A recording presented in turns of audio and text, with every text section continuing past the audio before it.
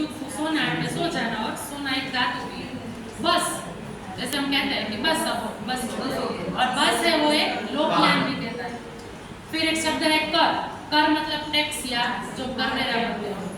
कर मतलब क्रिया जैसे ये कर और कर मतलब हाथ भी होता है।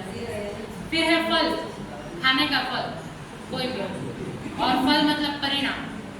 फिर उत्तर उत्तर दिशा और उत्तर मतलब जवाब।